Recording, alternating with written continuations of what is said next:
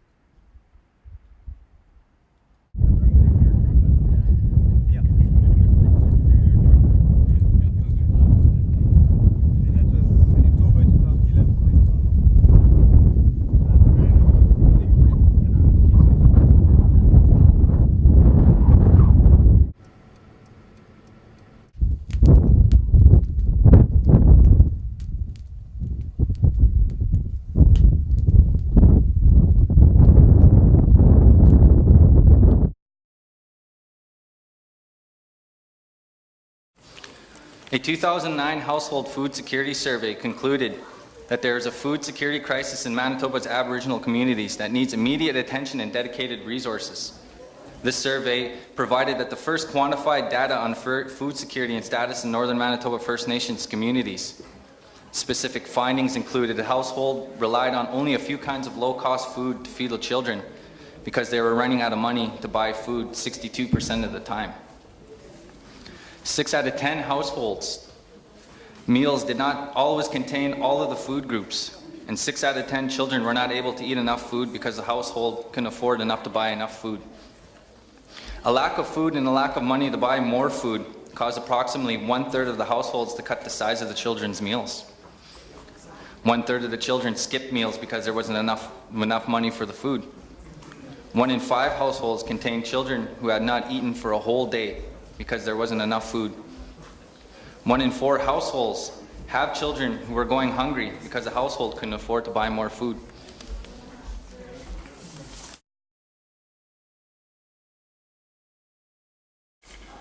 Your role as United Nations Special Rapporteur on the Right to Food Mission in Canada carries a great responsibility and duty.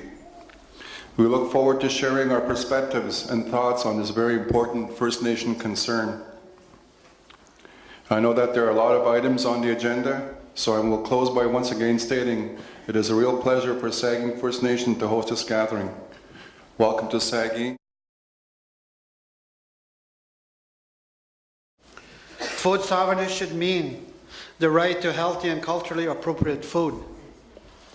We know and understand that our food and our water all come from the earth. Our very existence depends on it. It is the relationship that we have with the land that ensures our survival.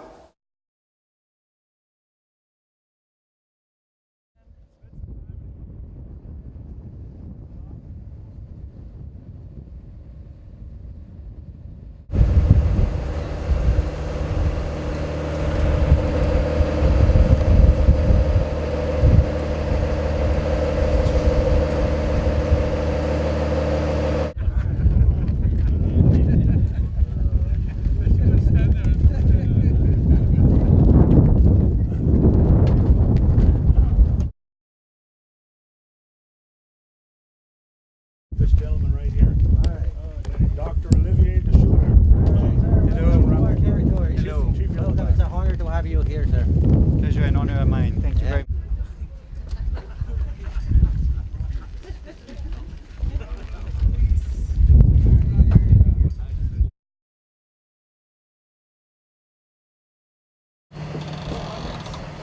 I see. Okay. Yes. And it's So automatically. if I want to buy, it's this price, And I understand that if I were not subsidized, I would be paying this price, right? Yes. But anybody who enters the store may have access at this price. It's not that Yes. you It's have to automatic. be on social benefits or It's so on. automatic at the till. Okay.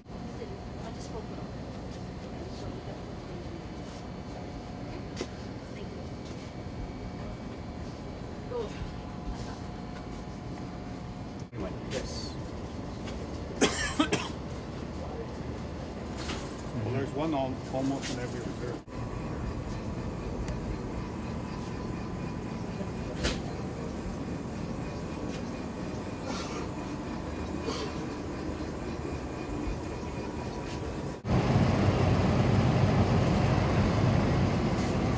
They only cost $2.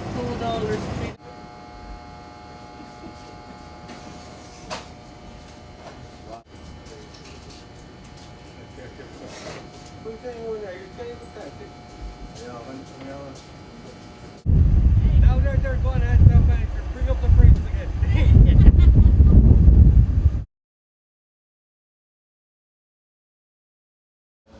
I've seen families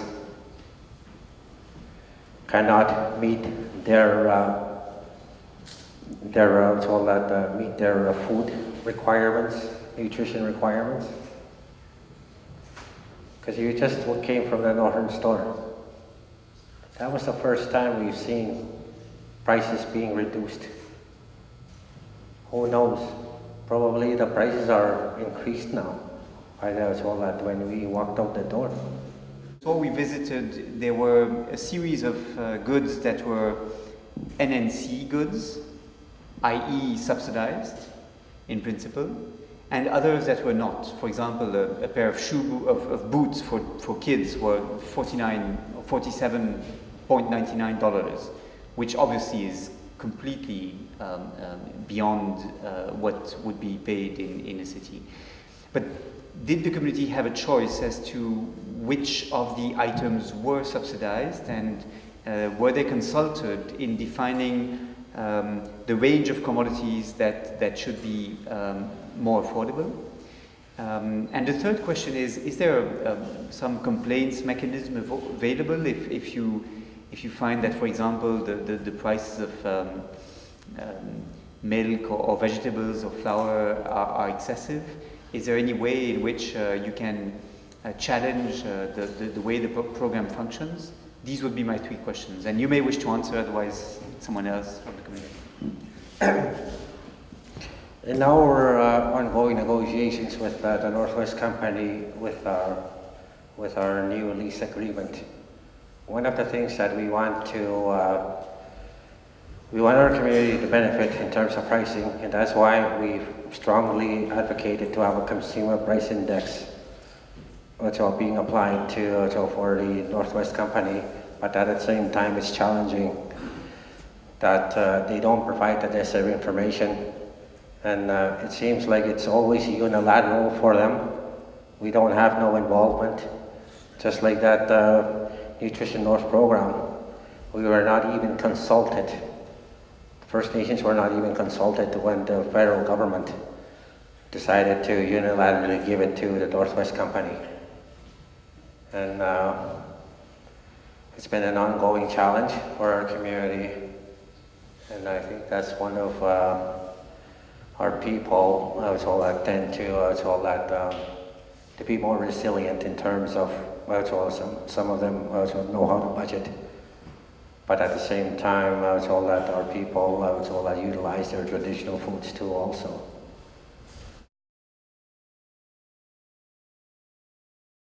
What you experienced here today, I want to thank Chief Yellowback for his generosity.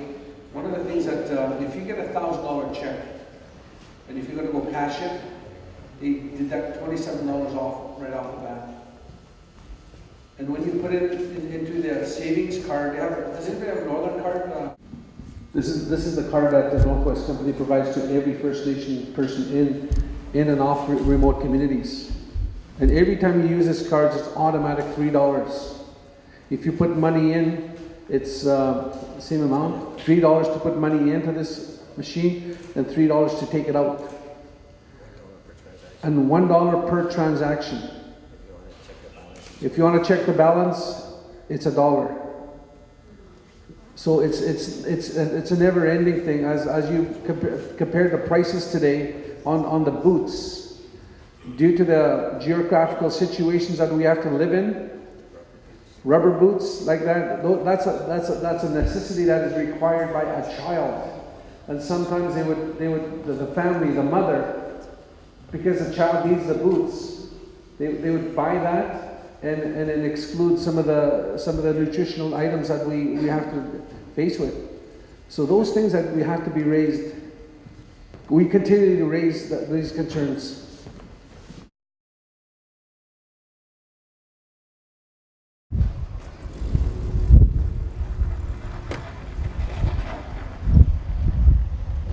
Present to you is that's one of the contributors to the cost of food here. Of course. We have to transport, Of course. and we have to do that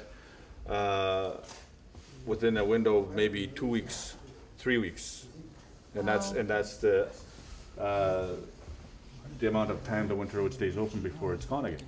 So we have to How many months per year is the road then open? No, just 3 weeks. 2 to 3 weeks. 2 to 3 weeks. And 2 to 3 weeks. And we have to transport all of our essential supplies, Okay. including food, materials, gas, Right, fuel. within that window. Okay. Sometimes it's not possible. Historically, weather has But the rest. gone, milder and milder each year progressively, climate change. and that affects our winter road system. And it And so affects the delivery. the rest is then transported by air, by you have At a higher by, cost, yeah. by you or by the Northwest company which has a northern. By us, yes. By you. From our land-based capital. Okay. And that, of course, again, with the limited resources we have, we can't afford to fly in the essential goods that we need for the year, because we have to bring the supplies in within that 3-week period to last us for the rest of the year until we can start that processing and building roads. For the food that you cannot bring in and that is perishable and cannot be kept for long periods, you count on the retailer store. Yes, That's flown there's in a by northern North. store Yes. here. Yep. And it is one that provides a range of commodities that are subsidized under Nutrition North Canada. We just got that started last year, actually. Yeah. How is that working? Well, there's still some issues with the subsidy and the products that are being subsidized by the government. Trying to pass on the savings to the end user, which is the community members, and the amount of money that you get from social assistance. Yeah. That dollar doesn't add up too much. Of course.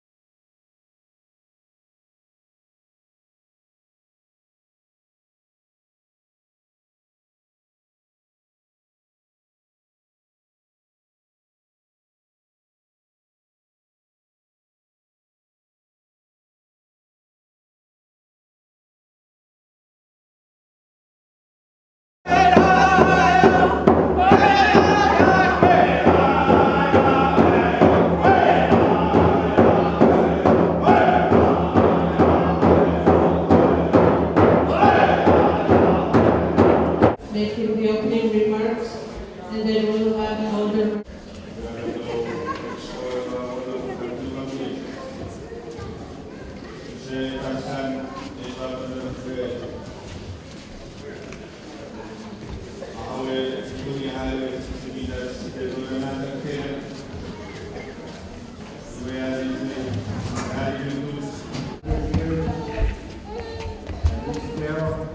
Rely on traditional food, the culture,